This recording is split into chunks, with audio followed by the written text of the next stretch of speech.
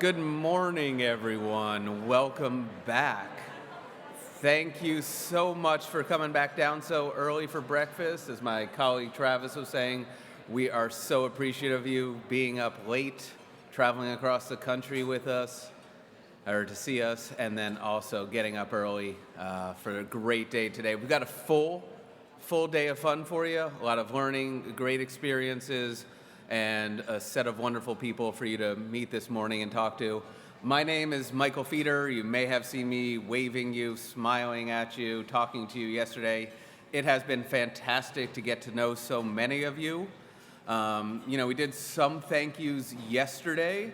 One person we didn't get to thank, because he was up here doing the thank yous, was Travis York, our fearless leader. Travis, thank you so much.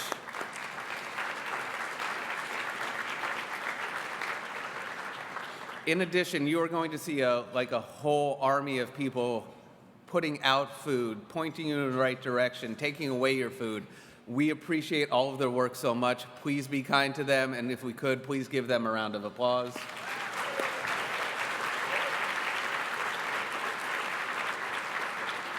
And of course, our folks that are actually allowing you to hear me right now in the back and on the monitors, all of our AV folks, and Jamila as well.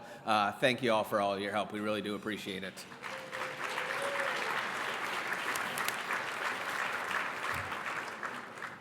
So I hope everyone enjoyed the first half, or the first half day we had yesterday. We're able to make some new friends. We're able to see some of DC. We're able to be part of the poster presentation and talk to some of the great exhibitors. We're going to be doing that again later today, and we have really building on the momentum of the conversations that we had yesterday during dinner and then afterwards downstairs. We are going to have a conversation today with an amazing panel of 8 presenters who are going to introduce you to additional opportunities to participate in unique STEM programs for undergraduate and graduate students, including some that my colleagues at AAAS manage. I'm a little partial, but we're excited to have all of our partners here. We're thrilled that I don't have to moderate this panel. We have one of our advisory committee members, Dr. Caesar Jackson from North Carolina Central University, to moderate the panel. Dr. Jackson is a professor of physics and a former dean of the School of Graduate Studies, College of Sciences and Technology, and the College of Arts and Science. He spent 3 years at the National Science Foundation as a program director and division director roles. He holds his bachelor's degree in engineering technology in electrical engineering from Florida A&M and a master's degree in engineering in electrical engineering from the University of Florida. And he also has his PhD from North Carolina State University. Go Wolfpack. Over the years, he has engaged in nuclear physics research at the Triangle University's Nuclear Lab, and also at the Thomas Jefferson National Laboratory. Currently, though, Dr. Jackson conducts education research on how to bring more diverse students into STEM education and to STEM careers, particularly at historically black colleges and universities. We are thrilled to have Dr. Jackson moderating the panel, and I'd like to bring him and all of our panelists up right now.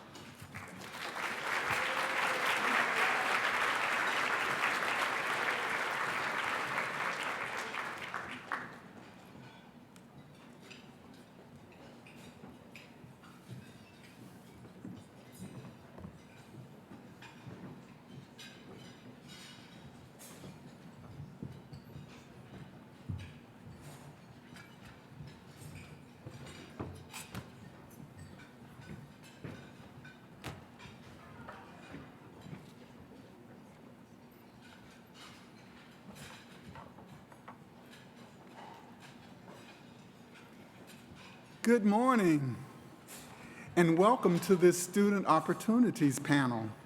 It is a pleasure to be here today to moderate this very important session on various scholastic opportunities for you, our nation's rising STEM talent. These opportunities are pathways to realizing dreams, unlocking potential, and achieving success. I'm excited to introduce our panelists who are experts in this area and who will share a wealth of information they have to offer. You will hear from each panelist who will be here to give a brief overview of their program and opportunities. Now, you have their bios in the Hoover app, so I'll just keep things moving so that you can hear from each of the panelists. Then afterwards, we will have a question and answer period where you can pose your questions to the panel.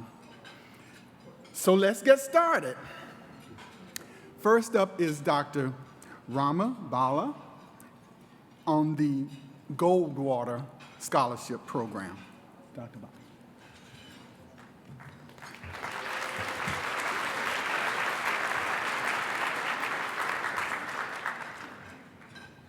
Thank you, Dr. Jackson. Good morning, everyone.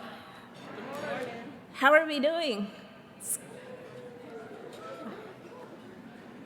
I was just so impressed with all the energy yesterday, and I'm really looking forward to the excitement this morning. Yes. My name is Rama Bala, and I lead a nonprofit foundation called Chance to Change Lives. I am a former tenured professor. I'm a physicist by background. I do research in nanomaterials, and there's a lot of interface between physics, chemistry, biology, more recently for me, and engineering. And in my role, I facilitate research experiences for undergraduate students that mainly attend 2- and 4-year colleges and also emerging research institutions. We fund research projects for undergraduate students, conduct mentoring sessions, involve faculty mentoring discussions, and we do a variety of things. Today, what I want to focus for a few minutes is to talk about the Goldwater Foundation and the scholarship opportunities. I need to advance the slides.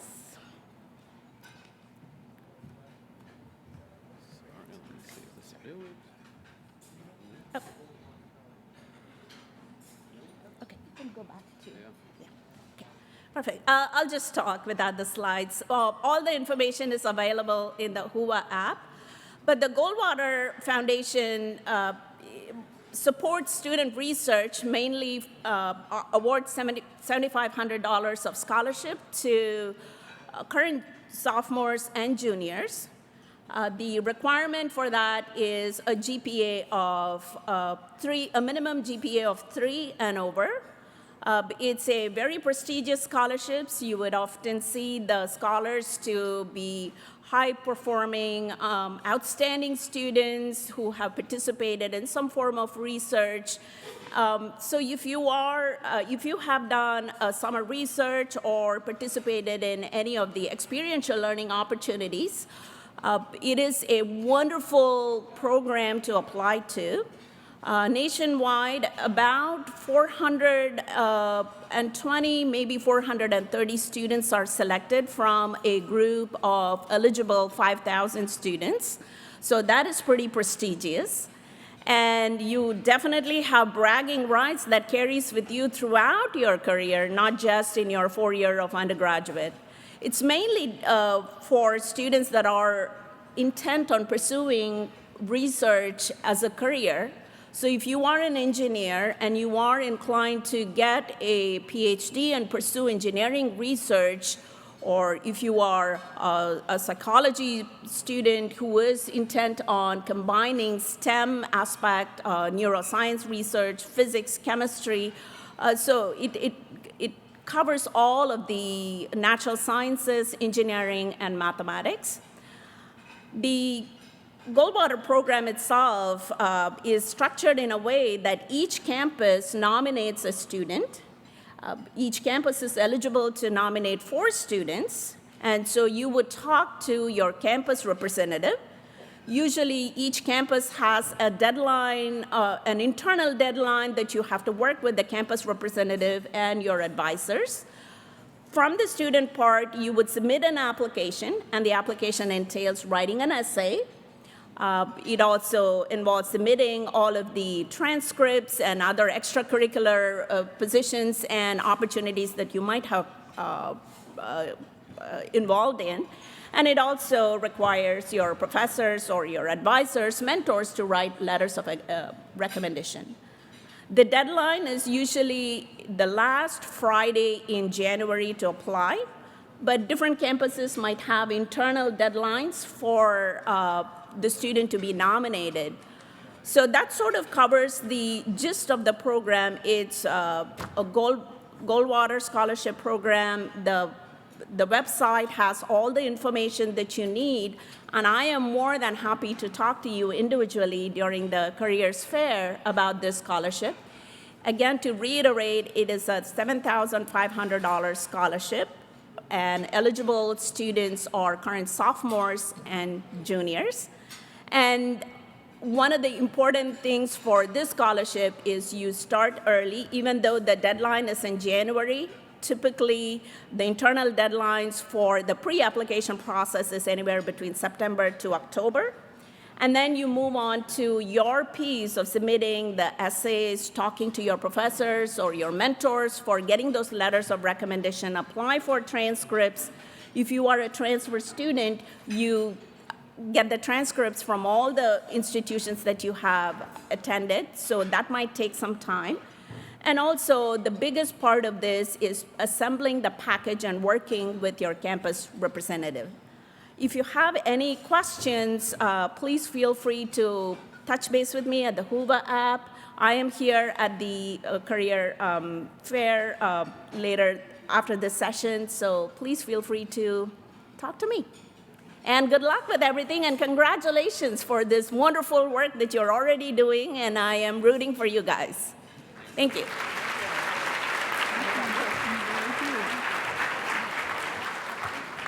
Thank you, Dr. Bala, and thank you for helping us to work through our technical difficulties. Give her another round of applause for her. Next we have Dr. Anna Quider, who is going to speak on the Marshall Scholarship.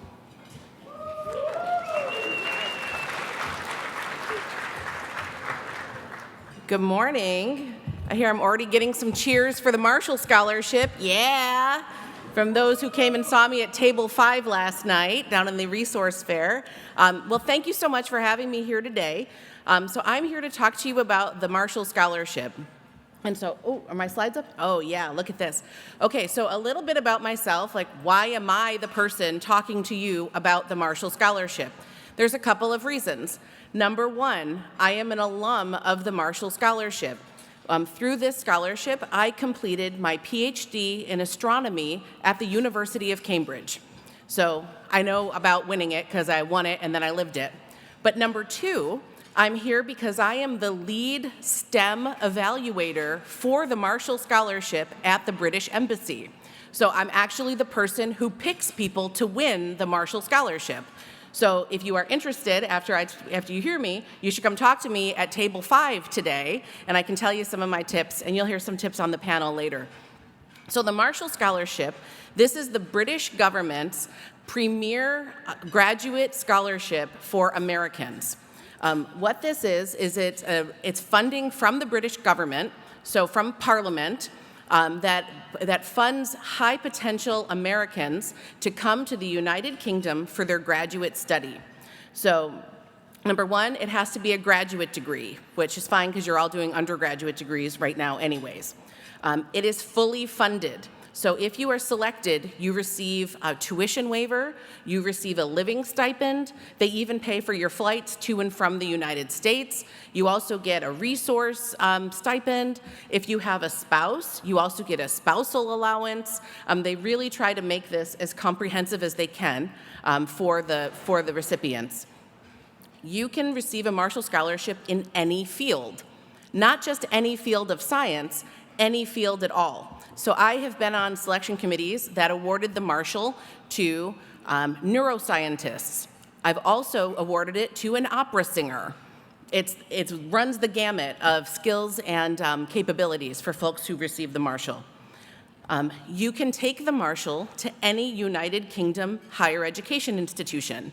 So unlike our sister scholarship, the Rhodes Scholarship, where you can only go to Oxford, with the Marshall, you can go to any institution in the United Kingdom.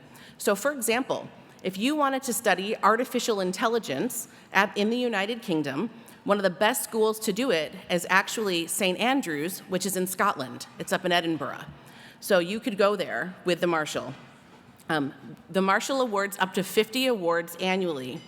And the reason it's called the Marshall Scholarship is it's actually a thank you from the British government to the American people for the Marshall Plan that helped rebuild Western Europe after World War II.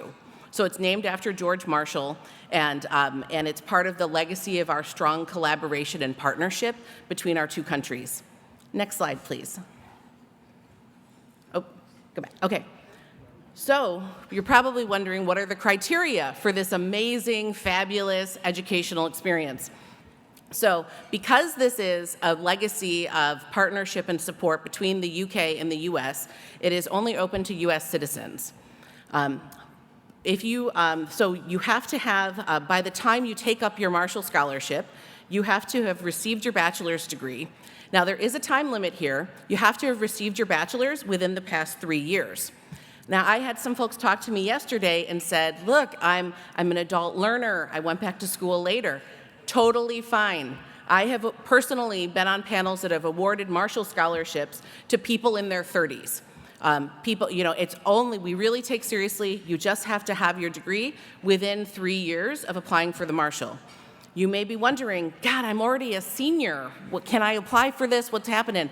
Well, you probably missed the deadline for this year because you have to apply next week. So that's probably not going to work out. But you can apply within 3 years. And we regularly see people who have taken a year, they've worked, or they've done a different graduate program in the United States, et cetera. Secondly, there's a GPA requirement. The minimum overall unweighted GPA must be a 3.7. And again, we take that seriously. It's not one of these things where we say it's a 3.7, but then like, really, it's a 3.95, we just don't tell you. No, we take seriously the 3.7. As with the Goldwater, you must be endorsed by your higher education institution. So as Dr. Bala said, you would want to check in with your institution to see if they have a process for going through and deciding who they're going to nominate for the Marshall. Now, plenty of institutions that I work with do not have somebody supporting the Marshall on their campus. If that is the case for you, or you don't know where to start, come see me at Table 5 and I'll give you my business card, or you can find me in the Whova app and I will help you figure that out. Their 3 criteria are academic merit, leadership potential, and ambassadorial potential. What I want to say on this is just ambassadorial potential. It's not that we expect you to go and work at the State Department and become an ambassador. Again, this is about building relationships between the United Kingdom and the United States. So we just expect you to do something that will be bridging this connection between our countries. I know I'm over time, so I just want to say my last thought is Marshall Scholars, we want to reflect the diversity and the richness of the United States in the Marshall Scholarship Program. This is a government program. It's subject to public scrutiny. It has to get funded by Parliament every year. So we take very seriously metrics for diversity and inclusivity to make sure that the Marshall Scholarship classes reflect the diversity of the United States. And so you can see here, I have pictures of some recent STEM Marshall Scholars. I put them all up there because I actually helped select every one of these people. There's more. I have a handout with more information about these specific individuals at Table 5, so come see me. But you can see the statistics on class of 2023. It was 55% women, 40% of individuals identified as BIPOC, and 30% were Pell eligible. So I hope that you will consider applying for the Marshall. And if you want to talk about anything relating to Marshall, living abroad, it was a wild thing. I can tell you about my time meeting Stephen Hawking. Anyways, come over to Table 5 and I'll see you later today, or message me through the Whova app. Thanks so much.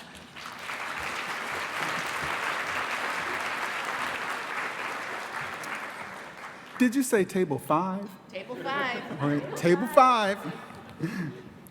Next, from the U.S. Department of Energy, Ms. Yolanda White.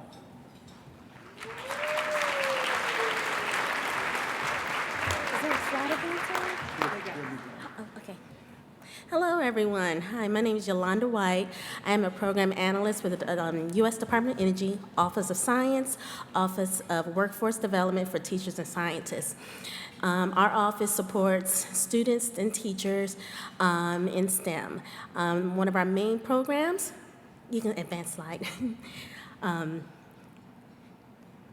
just keep going. Yes. Next, our programs support undergraduate students in community colleges and four-year institutions. The programs are called the SULI program, Science Undergraduate Laboratory Internship Program, and the Community College Internship Program. And both community college students can go to both SULI and CCI. All our programs are sponsored at our national laboratories. Out of 17, 16 participate, where our students are placed at our national laboratories to conduct research with our scientists. And the scientists at the labs are your mentors. And our programs are pretty intensive, but it's open to, I'm sorry, the slides really got me out of whack. Go to the next slide, please. Thank you. Oh. Yes, that one. Thank you. So, yes, SULI program, CCI, and VFP. So the VFP program is for faculty, and the faculty work with PIs at the laboratories, and they can bring a student during the summer. So you can work with your faculty member and conduct research at our laboratories with the scientists there. And also, we have a graduate fellowship program, and that is to support PhD candidates with their thesis research, and they conduct their thesis research at the laboratories also. To give you more insight on the Office of Science, there's major program areas that they focus on, and that's advanced computing, basic energy science, fusion science, nuclear energy, high energy physics, basic energy science, and isotopes and accelerator science. So it's a whole gamut of research opportunities for you. In the next couple of months, our applications will open for the summer term, which is our largest term. All 16 laboratories participate during the summer term. Currently, we're open for the spring term for SULI, CCI, and VFP, but for VFP, it has to be returning faculty members. For the summer term, the application will open on October 17th, and it will close in January.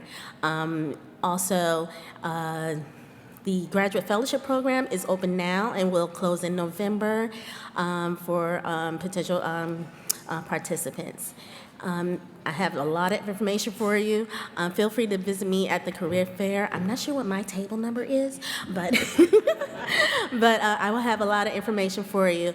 On our website, if you go to the next slide, we have information about our internship fair. So the internship fair, during our application period, we have an internship fair where you can log on, and it's like an exhibit with our national laboratories, and you can ask them questions about the internship experience, what research areas you may be interested in at our labs, and talk to the organizers who maintain the internships at the laboratory for SULI, CCI, and VFP.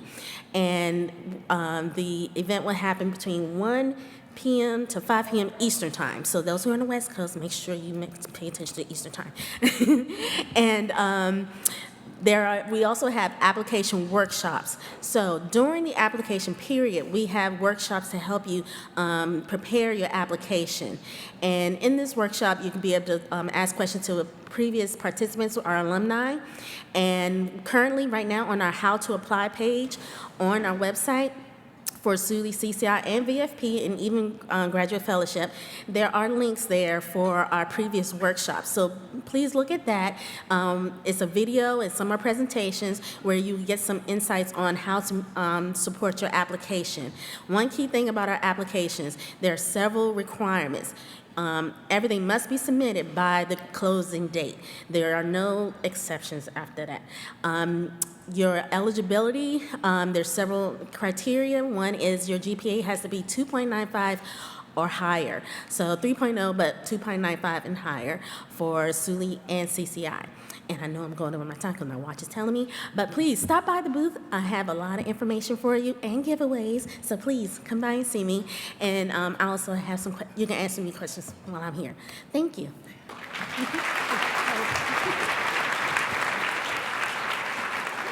So the Department of Energy laboratories that are available for you are Los Alamos Laboratory. Who's seen the Oppenheimer movie? Okay? That is the laboratory that is the basis of that science.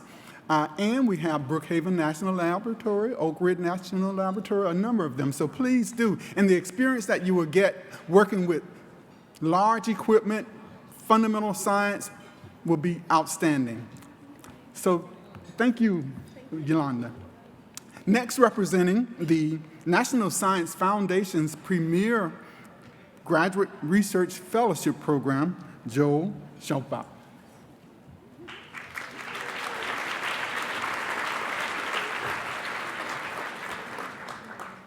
Okay, if I could have the first slide. Thank you very much for making the time to get here and to actually arrive here at this hour.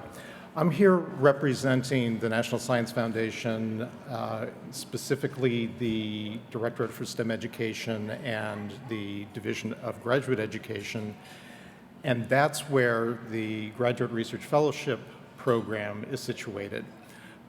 As mentioned, this is the premier graduate fellowship put out by NSF, and it funds students who are early in their career.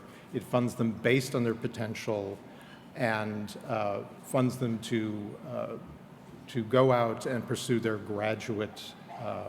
graduate education. So it's for students who are interested in pursuing master's and or doctoral degrees in eligible fields of study. We'll get to that in a second.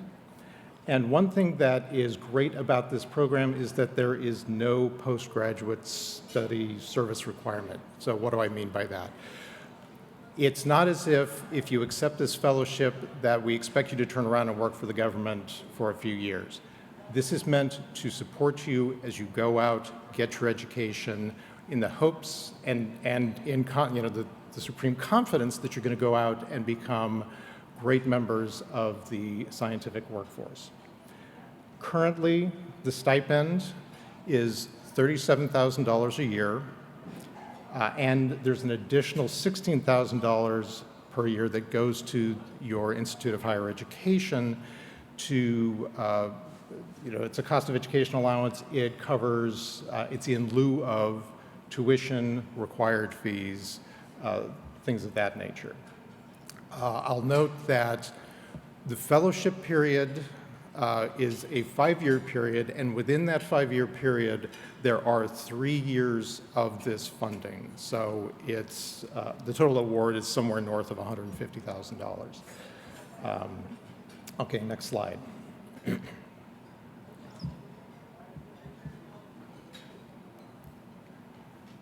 Oh, could we go into the next slide? Okay, there we go. Oh, sorry. So eligibility, you do need to be a U.S. citizen, a national or permanent resident. It is meant to support students who are early in their careers, so undergraduates who intend to graduate and then start their graduate education in the following fall, or those students already in a graduate program but who have not, at time of application, completed more than 1 year of their graduate education. As mentioned, research-based master's and doctoral degree programs, so this is not meant for those who want to get an MD, an MPH, an MSW, or any sort of hyphenated degree, no MD, PhDs. And eligible fields of study, so STEM and STEM education. Now, by our definition, STEM also includes the social sciences, so there are awards made in the areas of, for example, political science and economics. If you would like the very detailed information on this, you could simply go to your favorite search engine and plug in NSF 23-605 or GRFP solicitation, and there you'll get the sort of formal write-up about the program, the requirements for application, this and that. We do have far more user-friendly places to seek information that would include the website nsfgrfp.org, and there you'll find a lot of great information about the program. You'll find, be able to pull down templates that you can actually write your different statements into. And for anyone who's a bit beyond the graduate student stage, but who mentors people as they apply for these sorts of fellowships, let me just tell you that one of the best ways to learn about these is to actually serve as a reviewer. So I would be remiss, and my colleagues would be really upset with me if I didn't say, hey, also at nsfgrfp.org, there's an entire section for those who would like to learn how to be a reviewer. We are signing up people to serve as reviewers for these fellowships, and we'd love to have you consider serving in that way.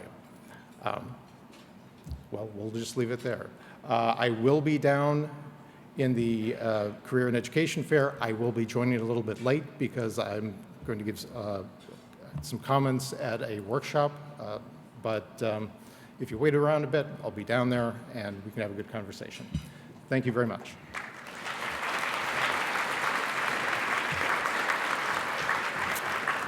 Now, is there a pattern here? There's an opportunity that you might want to pay attention to in terms of the funding and the funding position that each of these opportunities provided. It seems you could probably find funding for your entire academic career of study, from undergraduate through graduate and even postgraduate. So please go to these tables and find out more. There are some people who have had each of these and have funded their entire educational track. I think there's a representative here somewhere who can talk about that too. So now our conference host, the American Association for the Advancement of Science, AAAS, also has some outstanding opportunities to share. So let's hear from Ms. Olivia Monahan, the mass media. Good morning, everyone. It's a pleasure to be here. So part of AAAS's strategic mission is to build trust among scientists and communities. The Mass Media Fellowship is one of AAAS's programs working toward that mission, aiming to build trust through immersive summer fellowship program that places career scientists at newsrooms around the country. Scientists in this program learn how to translate science to the public through the news, and newsrooms benefit from that fellow's scientific expertise. And the public, of course, benefits from the thoughtful and clear reporting on scientific issues that matter to them. And so by a show of hands, who might be interested in science communication as a career? Excellent. So this program might be for you. While typical scientific training prepares scientists to communicate effectively with other scientists, this program trains scientists to communicate science to a general audience. And so this skill set prepares scientists for a range of careers that require excellent science communication skills. In addition to our large program that places scientists around the country in newsrooms, we also have a special track in Espanol that places one fellow in a newsroom that focuses on news stories written in Spanish. I'll also shout out another program that you might be interested in if you have a journalism background, and that is through AAAS. We have a program called the Diverse Voices in Science Journalism, and you can find that on our website as well. And it's a different program, but it may be of interest to you. I will be at table 2 following this if you'd like to come learn more. But just briefly, I'll add that current undergraduate or graduate upper level STEM folks in school or 1 year from graduation can apply for the Mass Media Fellowship. U.S. citizens and visa holders are eligible. AAAS cannot sponsor your visa, but if you are a visa holder, you are eligible to apply. It is a summer program, and so you can do this between your course of study or following graduation. And we do, as you can see on the slide, have applications opening very soon, October 1, and it's a fairly long application cycle, so you have until January 1 to apply. The fellowship itself runs June to August every year for 10 weeks, and a stipend is paid of $8,000 in addition to travel funding to support your time in the fellowship. We bring you in for an orientation, all in person, and a wrap-up session, but other than that, it's an immersive program where you go work in the newsroom. Some folks work hybrid, some work fully remote, but the majority work embedded in their newsrooms through the 10-week program. I'll get into the application a little bit so you have a sense of what you might need to prepare. General questions on your interests and background, of course, pretty typical. One of the items that we will ask for is a non-technical paper or writing sample. So this would be not your research paper, but some non-technical writing that can demonstrate your scientific communication skills, maybe to a general audience. We'll also ask you to write a news story on a recent STEM journal article, and the application will walk you through the requirements for that. And supporting materials, letters of recommendation, additional writing samples, other things that might tell us a little bit about you, a radio segment, a podcast you've done, something like that.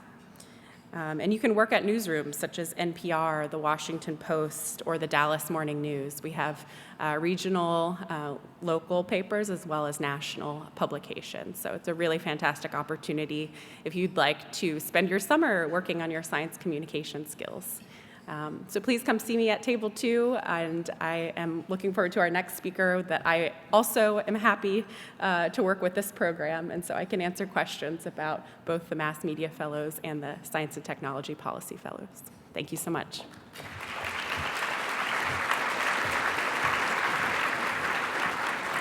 Science communication is most important to have correctly communicate out the work that you do as scientists. Next, we will have from the White House, the Deputy Director, Devavani Chatterjea, who will speak on the fellowship opportunities at the Office of Science and Technology Policy.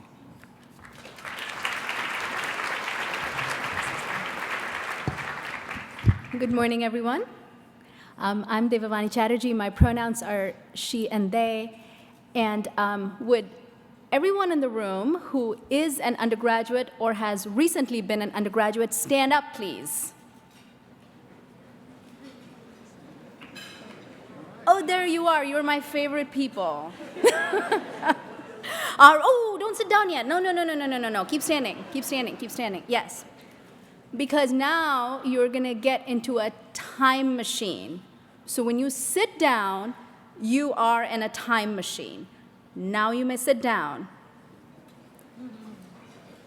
Now you're in the future, it's a time machine traveling into the future. You have a PhD because you fell in love with a question.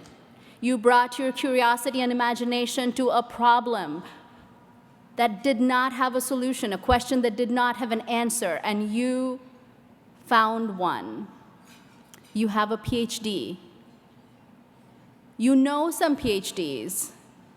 They were your professors. You maybe feel admiration, affection, or a whole range of other emotions toward that academic life.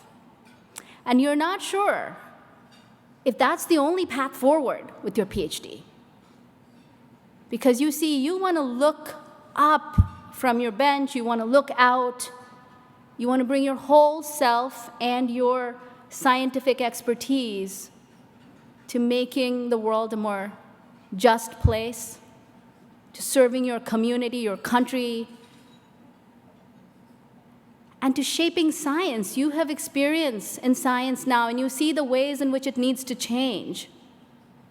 And so what you're really curious about is how you might participate in that work.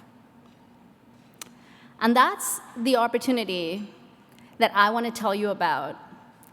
It's the AAAS Science and Technology Policy Fellowship Program. So you're a PhD scientist, US citizen. That makes you eligible for this program. There are other eligibility criteria here. But let me tell you a little bit, and you can see them on the slide, but let me tell you a little bit about what this fellowship opens the door for you to do. After a fairly intensive and rigorous application process in which you demonstrate to the selection committee your commitment for this bigger view of using your science to serve society, you are placed across the federal government, in congressional, executive branch, judicial branch fellowships, where you come in a wide range of roles, often as scientific advisors, in all kinds of programs, agencies, departments, and you spend a year learning how the federal government works, how science, scientific thinking, scientific expertise can fit in, inform, deepen, and expand the impact of discovery into policymaking. The fellowship, not the congressional fellowship where you're working on the Hill, but the other positions within this fellowship can offer a second year, so you have a time to do a little bit of a deeper dive and explore a little bit more. And perhaps after this immersive experience, you find a whole range of jobs. You could go back to an academic institution and just have this bigger view of science and life and policy. You could stay within government. You could go to industry. You could go to the nonprofit sector, that supports climate work and education justice and health, and again, a wide range of ways in which you might serve society. You find yourselves equipped with just a larger, more expansive worldview and toolkit to use your scientific training to live a life that reflects your values, live a life of contribution, and a life of service. I was a professor for 16 years, and I still am a professor. I am on leave. I took a leave to do the AAAS Science and Technology Policy Fellowship fairly late in my career, and I'm continuing on leave as a Deputy Director for Chemical Safety at the White House, working on environmental justice and environmental safety and health issues. But the wonderful thing about the STPF program is that these paths are really diverse that fellows take, but it's a really strong community of support. So we are social organisms, we thrive on community, and you have your communities that you rely on now. And maybe if you step into this time machine and you peek into the future, and a science and policy life is for you, then this program also offers, among many other gifts, this gift of community of support that can carry you through many evolving in different phases of your career. So, A lot of the practical information is on that slide. I think because this is a future-looking opportunity, I have mentioned just the most important ones. But as Olivia said, the AAAS staff will be at the desk, table 2, you said, Olivia? Table 2, to share more details if any of you are ready for those details at this time or are just simply curious about the logistical details. And I'll be happy to answer any questions later. Thank you so much.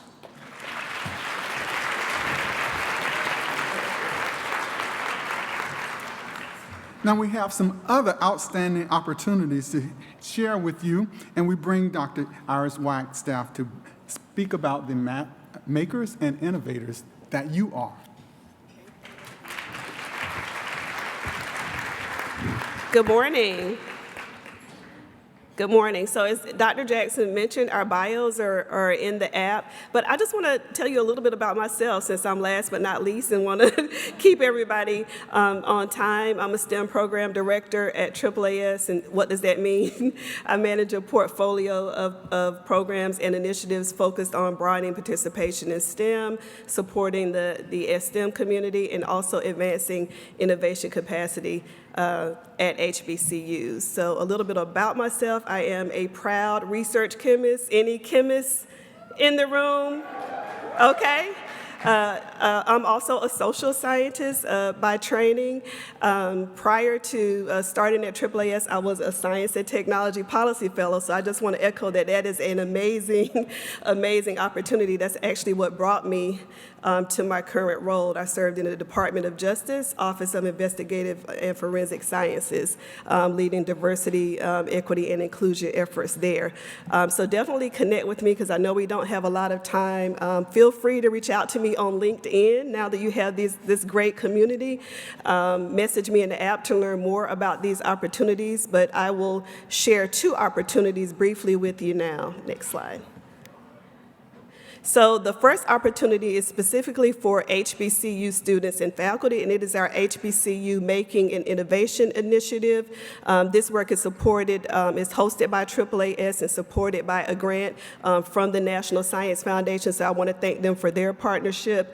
And really the overall goal of this effort is to support HB students and faculty in the areas of making, innovation, entrepreneurship, and invention. And we accomplish this overall goal through 4 key activities. One is a yearly HBCU Making and Innovation Showcase, where we send a call to all 104 HBCUs for students to put together a team of 5 students plus 1 faculty advisor, and really to address one of the UN Sustainable Development Goals. There are 17 of these goals, but basically these goals address quality of life, eradicating hunger, poverty.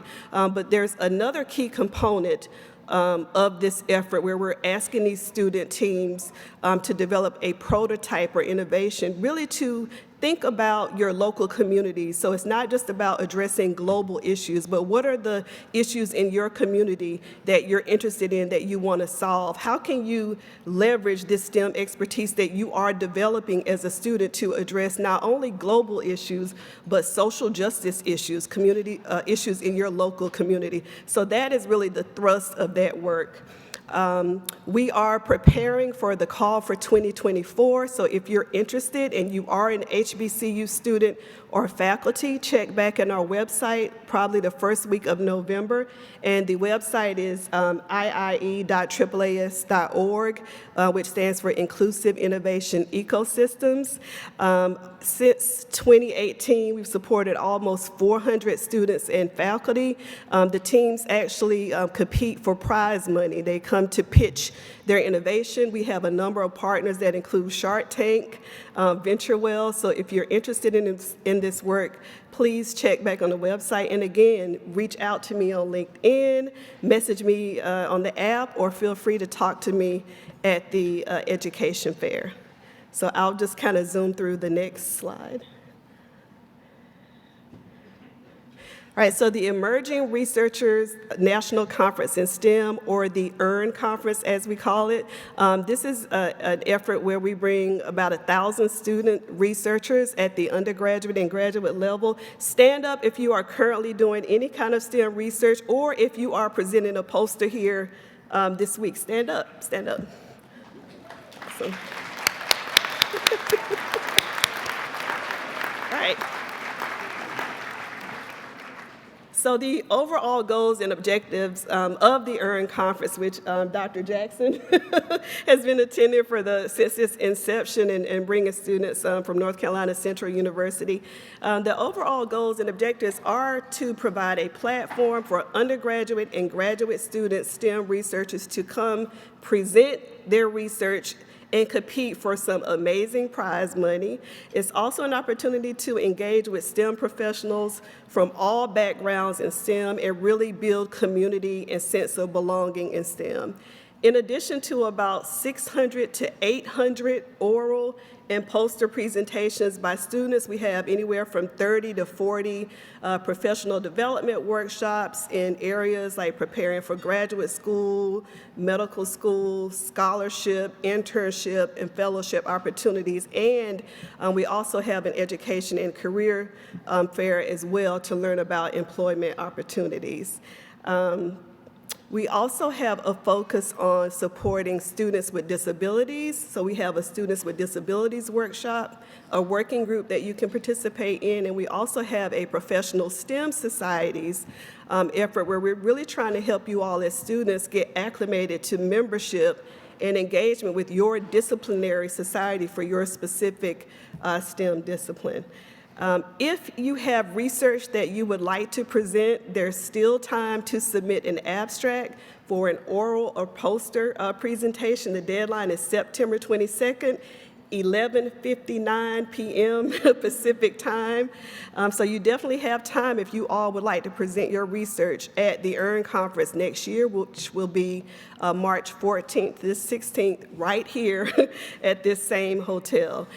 So feel free to go to our website, emerging-researchers.org. We also have a webinar recording from last week where we presented just some tips in preparation for how to prepare a quality oral and poster research abstract. So check our website. Feel free to message me on the app, reach out to me on LinkedIn, and yes, I do answer students on LinkedIn, or feel free to visit me down at the Education and Career Fair. So I just want to congratulate you all. We're so excited to see all you amazing, talented scholars. So give yourselves another round of applause for being here today. Thank you.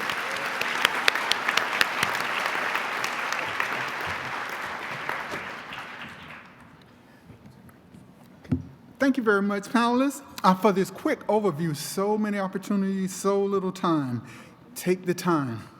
So now we're going to open up question and answer session. So there are microphones for you to come up to ask a few questions, and please do that. And we'll also have someone monitoring the Hoover app for questions that may already have been posted.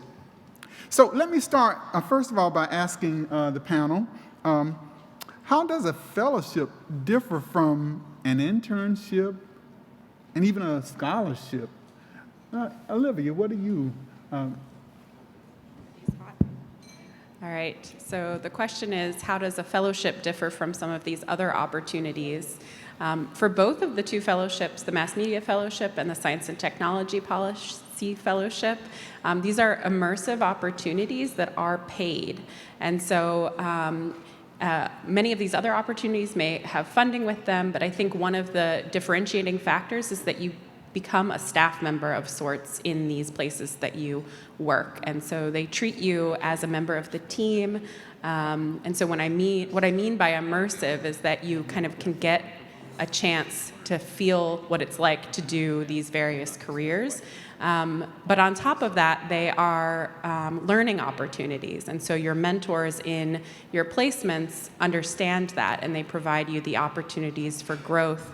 For example, conferences that you'd like to go to, if you wanted to strengthen, let's say, your data analysis skills. They might provide you the opportunity to take on coursework in that respect. So it is immersive. You learn about these careers, but you also have the opportunity to learn, and everyone in the program understands that that is what you're there to do.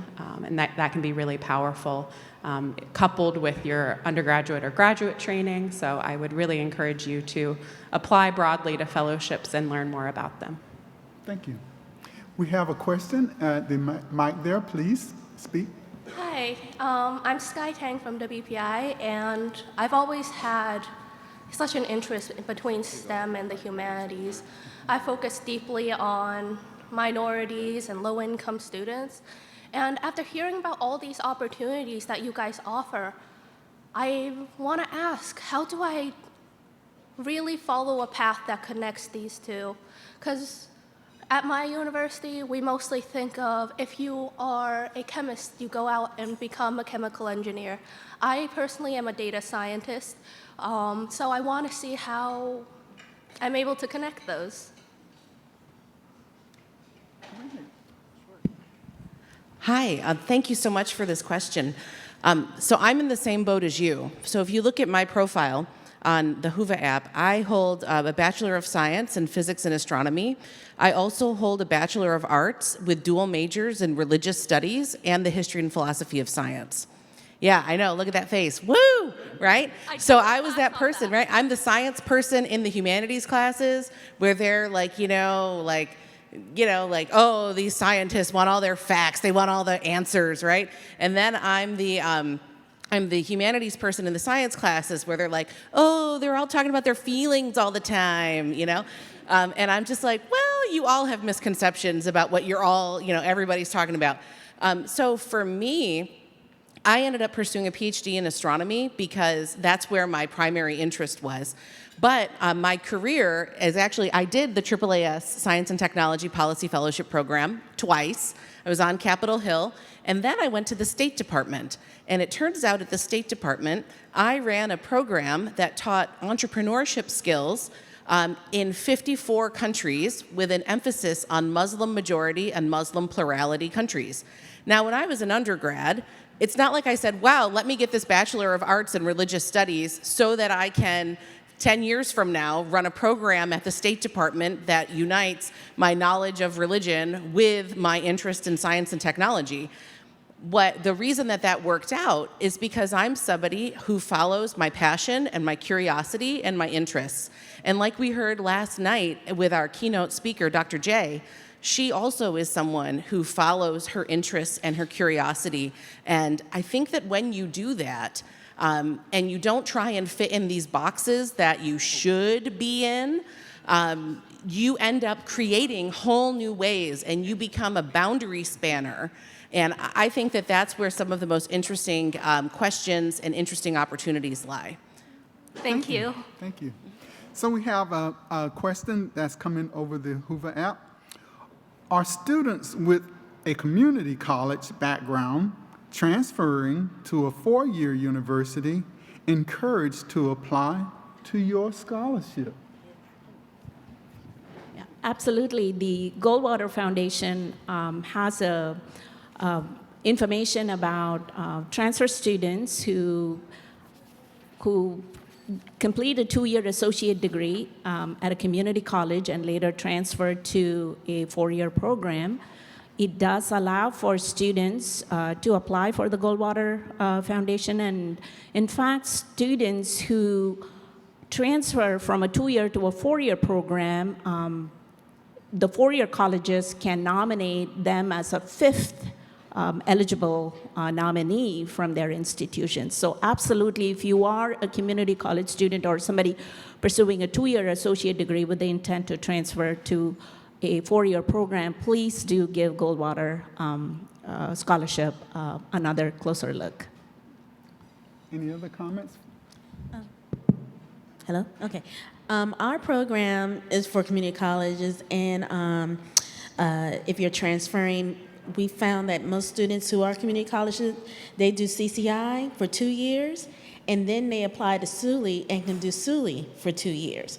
So, yes, you can transition from one program to the next in our programs. Harris? And yes, so the EARN Conference is open to any student at the undergraduate or graduate level to attend, even community college students. We also invite community college students and students from both levels, undergraduate and graduate STEM majors, to present their research. And we also have an opportunity for you to apply for travel awards. So if you need funding and support to attend the conference, we have money for travel awards. Our HBCU Making Showcase, that is also open to any student or faculty who is considered at the HBCU. So whether that's a community college or a four-year university, so yes. We'll take our last question from the person in the middle of the room. Good morning. My name is Naifa Cumberbatch. I'm a plant science biotechnology major at Fort Valley State University. I'm a non-traditional student, and I was asking if there was any advice in choosing programs when you're raising a family and managing raising children, being married, when you're thinking about choosing fellowships and graduate programs.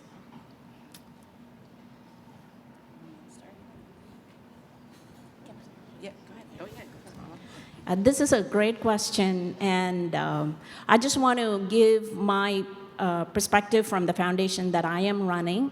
It is designed for non-traditional students to apply for summer research or opportunity in any form of experiential learning in the STEM disciplines. And in fact, my own first employee, she was a non-traditional student that I met her at a conference like this.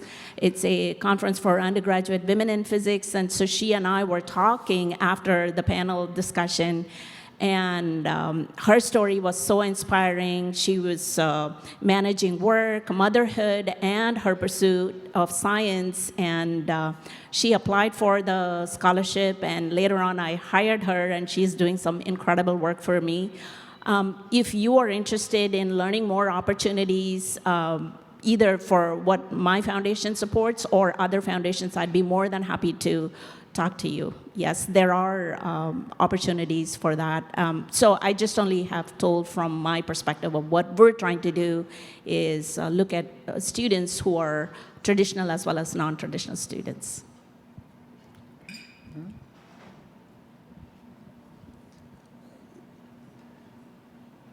So one of the things about the Graduate Research Fellowship Program application that I think is spectacular is that in addition to a two-page statement wherein you outline a research project and you describe how you would tackle something, you're allowed a three-page statement on your personal and relevant background. And in that, you can describe your story. And what you will find, I think, is that this is a great place, and this goes for everybody in the room, this is a great place for you to let the reviewers know who you are, where you're coming from, what is unique about you, and why you are fired up. Listen, graduate school is not a picnic. It's not a lot of fun. So you need to have that passion, and this is where you tell them what that's about. And if you come in with a story that similar to what you're alluding to here, I think you're going to win over the reviewers pretty quickly. And I would argue that having spent time with graduate admissions, I think graduate admissions people would as well. So if you present yourself as the whole person, this is me, that's the kind of thing that will be welcomed and embraced because, at NSF, we're concerned about finding STEM talent, every form, out there. We know that there's immense talent out there, and we're only seeing a fraction of it. So I would encourage you to lay that all out in your personal statements, embrace that, and really, make that argument. And I think that it's going to win over a lot of people. I will say that one of the advantages to having a fellowship such as GRFP is that we do have other supplementary programs. And one of those actually helps support our fellows if they need to take a few months to help with familiar responsibilities or whatnot. So there are some supplementary programs as well. So I think that just sort of underscores, people in grad admissions and people in these fellowships, we get it. We know that it's not easy. And so, let us know what the situation is, and I think that's going to work out to your benefit ultimately. Thank you. This has been a very, very informative session. I'd like to extend my gratitude to this panel for all the information that they generously shared to us. So please give them a hearty round of applause.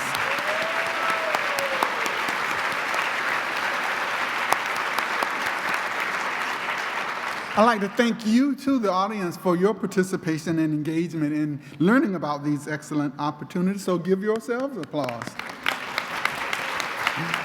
And thank you to our host, the American Association for Advancement of Science, for providing this opportunity to disseminate this information and share this out so that it helps you in your scholastic development. So AAAS, thank you. So this concludes our session, and so wishing you a very successful and enjoyable and learning experience during this conference. So please enjoy. Thank you. Thank you.